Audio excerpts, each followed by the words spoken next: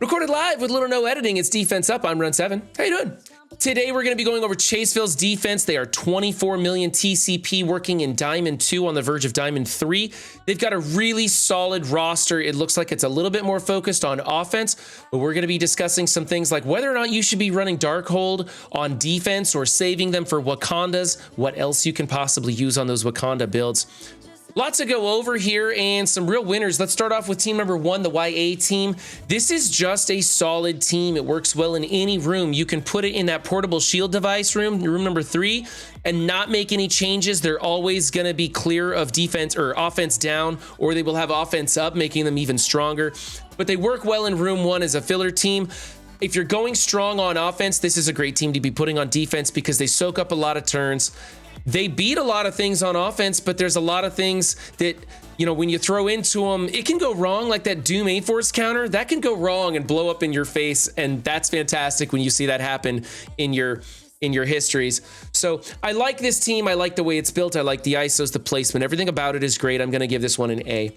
Team number 2 is the Bionic Avengers. This is a similar team. If you're going hard on offense, this is a great team to be throwing in on defense. It's totally beatable. But what happens is people will come into this with whatever's left over on their roster after beating all the tough teams and realize that they don't have proper tools to deal with it, because it does call for a specific response. You have to know how to attack this team and control it. You've got Deathlock giving the whole team 15% damage on turn. He's a hot target. You've got Viv, who's going to flip all the negative effects back to positive. She's tough to control. You're going to want to take her out before she blinds you. Lots of things happening on this team, so you got to know how to deal with it. So it's a great team to be throwing in as a filler, especially in room 2, because they don't work well really anywhere. So throw them in 1 or 2. ISO's placement's great.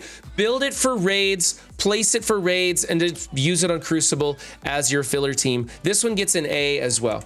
Team number 3. This is probably the only team we had a problem with. We don't like Fury in here. He's a liability, calling out for the Eternals, being able to double tap off of his summons. He's also off to the side now. He's a fortifier, so he's spreading things on his first move.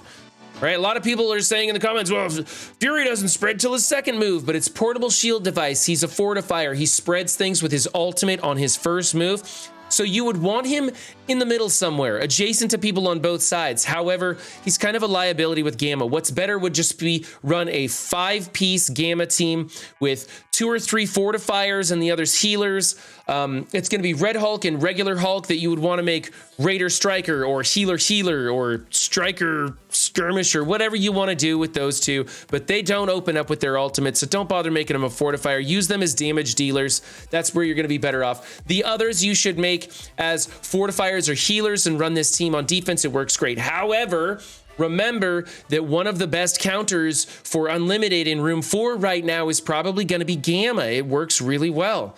Punch across or punch down, you're going to have some good luck. You got to know how to play it, but it works well. So do you want to be using this team on defense, or do you want to reserve it for your offense for those people who are still using Unlimited in 4? There are other ways to beat Unlimited for sure, but this is a good one. So my suggestion actually is to take Gamma off of defense, leave Fury in here, but put him in the middle and put the Darkhold team in here. Everybody's screaming, but you need Darkhold for Wakanda. No, you don't.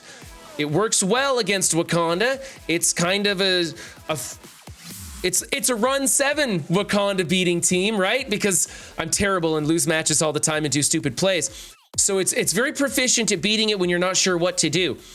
But if you have other options for beating Wakanda in 6, throw that Darkhold in here with Fury as a fortifier. He's going to be passing those positive effects like offense up to MLF on her first turn and over to Agatha on her first turn. It's going to be really useful. And then, of course, on his second turn, if he happens to survive, he's giving them speed up and stuff. So really cool move there. If you want to use fortifier on Fury, I suggest the Darkhold team. This one, I think if you're going to be using Gamma, you can use the whole 5-piece Gamma. So for me, this is a B-. I think it's done pretty poorly. Moving on to team number 4, Resurrection Protocols. Now we're having word that it is assumed that this room is bugged and that people are reviving with next to no health, like 5% health. I'm pulling that number out of thin air. It looks to me like it's 5% health. It's very low. It's the equivalent of having a death proof that you can't remove is what it's like, because you just double tap them and they come back and, you know, they revive you, you hit them again and they're dead. And it's not as big a deal as we thought it was going to be. So the question is, do you want to use your unlimited team in here when it's beatable with a gamma team, when it's beatable with other hybrid comps, when you can control this team and kill it, when you can mirror it very efficiently? Do you want to try that? Or do you want to use something like an Uncanny Axeman hybrid, just kind of throw it in there as more of a filler, being that Uncanny and the Axeman are not nearly as powerful as they used to be in the previous season? I think it's a coin flip. I think it depends on your strategy of how you're going into things. Do you need to use unlimited to beat something that you're seeing in your Crucible League? Or do you want to throw them onto defense and force your opponent to use more specific counters into this room? Personally, I think I have them on defense. I think I'm using them on defense myself. So that's probably the way to go. But it's really up to you. I think either way works. This team is done right. I do not think that you should be subbing out anybody for a speed meta changing character. It's starting to look like when you put Emma in here in place of Phantom X or Dazzler or Cable or something, it just makes this team easier to beat, especially when you get into the higher Crucible leagues. People are understanding how to take care of it efficiently. So probably just throw either this team in here, or I suggest Uncanny Axeman hybrid in there as more of a filler team. Now, if they do happen to fix this and they revive with full health or 60% health or something, it could change the way we approach this room. But for right now, Gamma's beating this. There's other hybrids that are beating it as well. A lot of people just using the mirror. For me, this is an A. I think it works just fine. Moving on to team number 5, Creeping Spiders. Oh my goodness. I've been telling people, don't build Noir, don't build Noir. If you already built Noir, this is a great place to use it. He gets value from Creeping Spiders. 99 gets value from Creeping Spiders. It's not enough value to build Noir. It's not enough value to build up your 99 beyond what you need him for. Mine's at 15 and working just fine. But they get value in this room. We like Captain America. We like Kingpin. Alternatively, we think that maybe you could replace Kingpin with Peggy, but it's not necessary. It's just another choice for those of you who are out there and maybe didn't build Kingpin, but you're planning on building Peggy. That's something you could do. It's a solid team. A lot of people are using Tangled Web on offense rather than defense.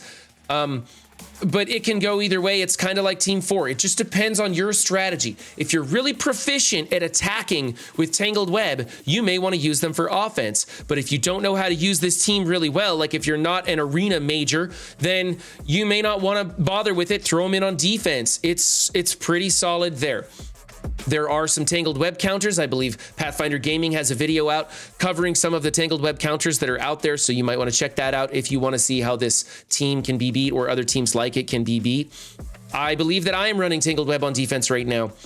All in all, I'm going to give this team an A. I don't see anything wrong with the ISOs, the placement. You could make 99 a skirmisher. He works great as a raider as well.